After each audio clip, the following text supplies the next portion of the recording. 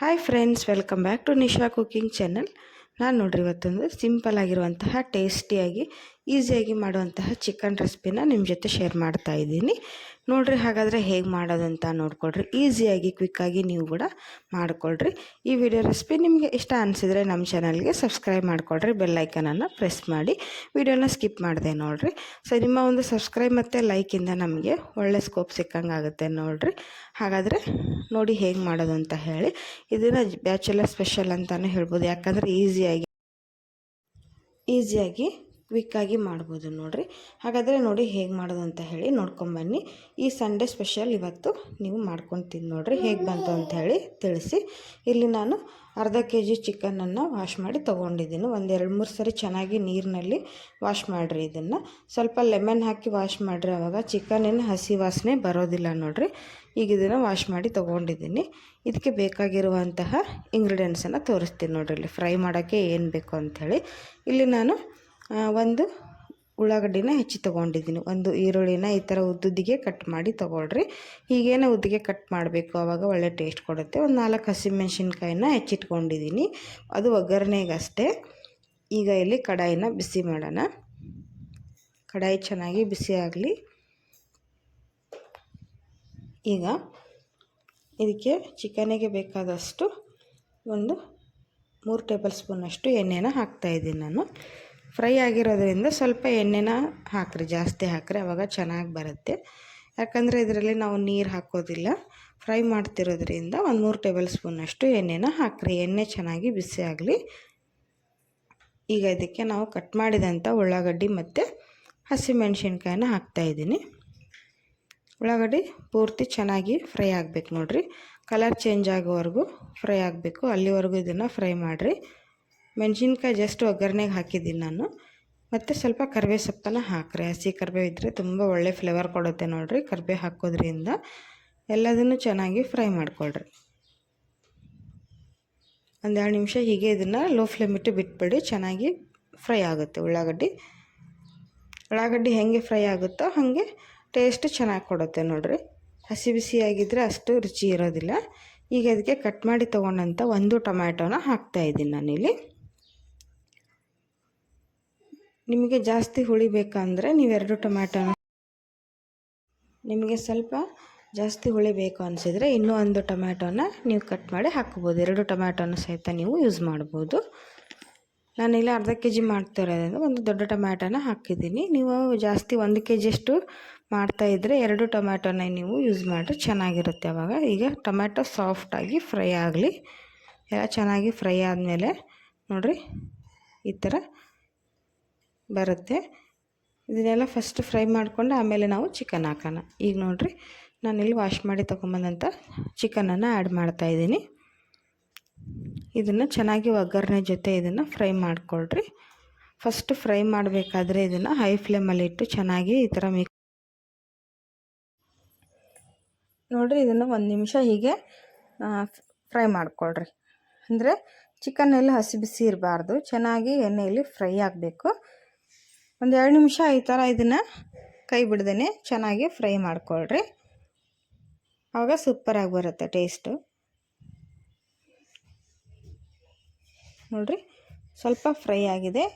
ಪೂರ್ತಿ colour change ಆಗೋವರೆಗೂ ಇದನ್ನು ಫ್ರೈ ಮಾಡಿಕೊಳ್ರಿ. ಈಗ ಹಸಿ ಚಿಕನ್ ಕಲರ್ ಹೇಗಿರುತ್ತೆ ನೋಡಿರಿ, ಫ್ರೈ ಆದಮೇಲೆ ಕಲರು ಚೇಂಜ್ ಆಗುತ್ತೆ, ಅಲ್ಲಿವರೆಗೂ ಇದನ್ನು ಫ್ರೈ ಮಾಡಿಕೊಳ್ರಿ. ಚೆನ್ನಾಗಿ ಇದು ಫ್ರೈ ಆದರೆ ಆಮೇಲೆ ಏನಾಗುತ್ತೆ, ನೀರು ಬಿಟ್ಕೊಳ್ಳುತ್ತೆ, ಆವಾಗ ಅದರಲ್ಲಿ ಬಾಯ್ಲ್ ಆಗುತ್ತೆ ಈಸಿಯಾಗಿ. ಈಗ ಇದಕ್ಕೆ ರುಚಿಗೆ ತಕ್ಕಷ್ಟು ಉಪ್ಪನ್ನು ಹಾಕಿ, ಚಿಕನ್ನಿಗೆ ಎಷ್ಟು ಬೇಕೋ ಅಷ್ಟು ಉಪ್ಪನ್ನು ಸೇರಿಸಿ, ಉಪ್ಪು ಚೆನ್ನಾಗಿ ಇದನ್ನು ಮಿಕ್ಸ್ ಮಾಡಿರಿ.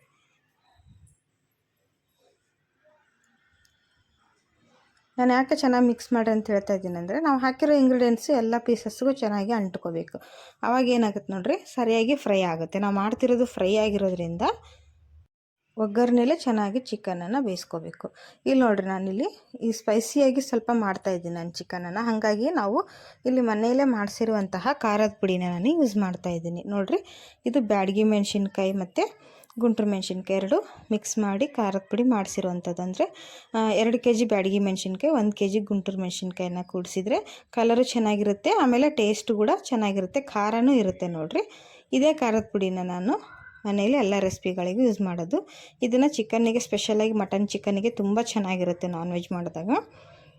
ಈಗ ನೋಡಿರಿ, ಇಲ್ಲಿ ನಾನು ಲಿಡ್ ಕ್ಲೋಸ್ ಮಾಡಿ ಒಂದು 5 ನಿಮಿಷ ಈ ಥರ ಬೇಯಕ್ಕೆ ಬಿಟ್ಬಿಡ್ಬೇಕು ಚಿಕನನ್ನು. ನೋಡಿರಿ, ಚೆನ್ನಾಗಿ ಹೈ ಫ್ಲೇಮ್ ಇಟ್ಕೊಂಡು ಫ್ರೈ ಮಾಡಿರ್ತೀವಿ ಫಸ್ಟು. ಆಮೇಲೆ ಇದನ್ನು ಲೋ ಫ್ಲೇಮ್ ಇಟ್ಕೊಂಡು ಈ ಥರ ಒಂದು 5 ರಿಂದ 10 ನಿಮಿಷ ಬಿಟ್ಬಿಟ್ರೆ ನೋಡಿರಿ ಚಿಕನ್ ಯಾವ ರೀತಿ ನೀರು ಬಿಟ್ಟಿದೆ ಅಂಥೇಳಿ.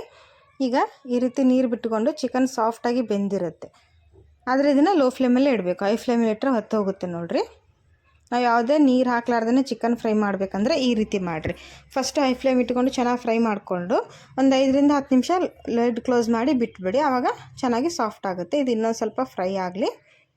ನೋಡಿರಿ, ಮತ್ತೆ ಒಂದು 5 ನಿಮಿಷ ಬಿಟ್ಟೆ ನಾನು ಎಷ್ಟು ಚೆನ್ನಾಗಿ ಬಂದಿದೆ ಅಂಥೇಳಿ ತೋರಿಸ್ತಾ ಇದ್ದೀನಿ ನಾನು ನಿಮಗೆ.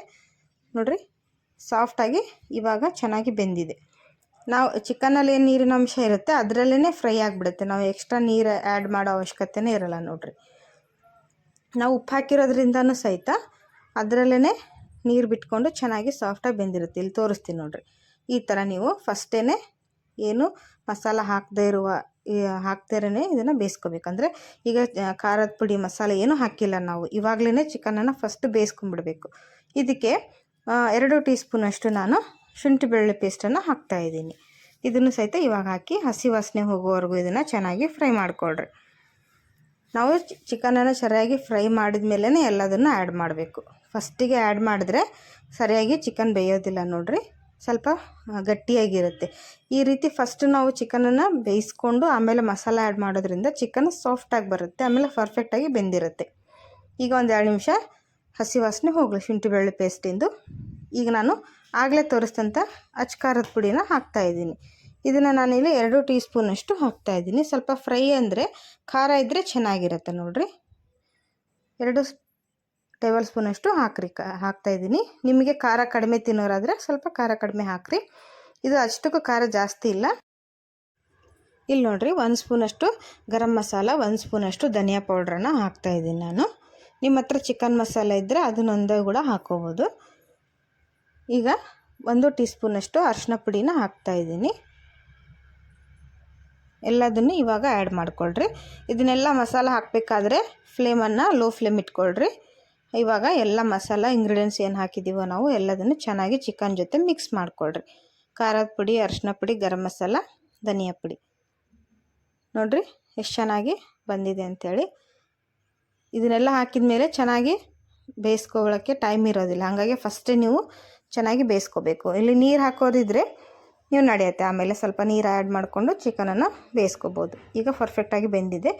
ಈಗ ಎಲ್ಲ ಮಸಾಲೆ ಜೊತೆ ಒಂದು 2 ನಿಮಿಷ ಫ್ರೈ ಆಗಿಬಿಟ್ರೆ ಚಿಕನ್ನು ರೆಡಿ ಆಗುತ್ತೆ ನೋಡಿರಿ.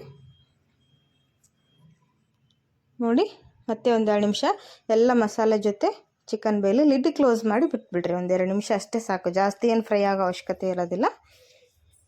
ನೋಡಿರಿ, ಒಂದು 2 ನಿಮಿಷ ಆದಮೇಲೆ ಹೇಗೆ ಬಂದಿದೆ ಅಂಥೇಳಿ. ಸೂಪರಾಗಿ ಬಂದಿದೆ ನೋಡಿರಿ. ನೋಡಿದ್ರೇ ಬಾಯಲ್ಲಿ ನೀರು ಬರ್ತಾಯಿದೆ. ಇಷ್ಟೇ, ನಿಮಗೆ ಬೇಕಂದರೆ ಇಷ್ಟೇ ಮಾಡಿಕೊಳ್ರಿ. ಇಲ್ಲಾಂದರೆ ನಾನು ಹೇಳ್ದಂಗೆ ಸ್ವಲ್ಪ ಇದಕ್ಕೆ ನೀರು ಹಾಕ್ಕೊಂಡು ಜಾಸ್ತಿ ನಿಮಗೆ ಸ್ವಲ್ಪ ಗ್ರೇವಿ ಥರ ಬೇಕು ಅಂದರೆ ಅದನ್ನು ಸಹಿತ ಬಾಯ್ಲ್ ಮಾಡ್ಕೋಬೋದು ನೀರು ಹಾಕಿ. ನಾನಿಲ್ಲಿ ಫ್ರೈ ಮಾಡ್ತಿರೋದ್ರಿಂದ ನೀರನ್ನು ಆ್ಯಡ್ ಮಾಡ್ತಾಯಿಲ್ಲ. ಇದಕ್ಕೆ ಸ್ವಲ್ಪ ಹಸಿ ಕೊತ್ತಂಬರಿನ ನಾನು ಕಟ್ ಮಾಡಿ ಹಾಕ್ತಾಯಿದ್ದೀನಿ ಮೇಲೆಯಿಂದ. ಹಾಕಿ ಚೆನ್ನಾಗಿ ಒಂದ್ಸರಿ ಮಿಕ್ಸ್ ಮಾಡಿಬಿಡ್ರಿ. ಈಗ ನೋಡಿರಿ, ಚೆನ್ನಾಗಿ ಮಿಕ್ಸ್ ಮಾಡಿ ಸರ್ವ್ ಮಾಡೋಣ. ನೋಡಿರಿ, ವಾವ್, ಎಷ್ಟು ಕಲರ್ಫುಲ್ಲಾಗಿ ಕಾಣಿಸ್ತಿದೆ ಚಿಕನ್ ಫ್ರೈ. ಸೂಪರ್ ಆ್ಯಂಡ್ ಟೇಸ್ಟಿಯಾಗಿ ಬಂದಿದೆ. ಇದೇ ರೀತಿ ನೀವು ಕೂಡ ಒಂದ್ಸರಿ ಟ್ರೈ ಮಾಡಿ ನೋಡಿರಿ. ಈಸಿಯಾಗಿ ಎಲ್ಲರೂ ಮಾಡ್ಬೋದು, ಏನೂ ರುಬ್ಬೋ ಅವಶ್ಯಕತೆ ಇರೋದಿಲ್ಲ. ಆಮೇಲೆ ಚಪಾತಿ, ರೊಟ್ಟಿ ಜೊತೆ ಸೂಪರ್ ಆಗಿರುತ್ತೆ. ಸೈಡಿಗೆ ಅನ್ನ ಸಾಂಬಾರು ಜೊತೆನೂ ಸೈಡ್ ಡಿಶ್ ಆಗಿ ಇದನ್ನೇ ತಿನ್ಬೋದು, ತುಂಬ ಚೆನ್ನಾಗಿರುತ್ತೆ ನೋಡಿರಿ. ಇಲ್ಲಿ ಚಿಕನ್ ಹೇಗೆ ಬಂದಿದೆ ಅಂತ ತೋರಿಸ್ತಾ ಇದ್ದೀನಿ ನೋಡಿ ನಾನು. ಸೂಪರಾಗಿ ಬಂದಿದೆ. ಎಷ್ಟು ಸಾಫ್ಟಾಗಿ ಬಂದಿದೆ ಅಂದರೆ ನೀವು ನೋಡ್ತಾ ಇರ್ಬೋದು. ತುಂಬ ಚೆನ್ನಾಗಿ ಬಂದಿದೆ. ಒಂದ್ಸರಿ ಟ್ರೈ ಮಾಡಿ ನೋಡಿರಿ. ಹಾಗಾದರೆ ಇಷ್ಟ ಅನಿಸಿದೆ ವಿಡಿಯೋ ರೆಸಿಪಿ, ನಮಗೆ ಚಾನಲ್ಗೆ ಸಬ್ಸ್ಕ್ರೈಬ್ ಮಾಡಿಕೊಡ್ರಿ. ಬೆಲ್ ಐಕನನ್ನು ಪ್ರೆಸ್ ಮಾಡಿ. ವಿಡಿಯೋ ನೋಡೋದಕ್ಕೆ ಧನ್ಯವಾದ.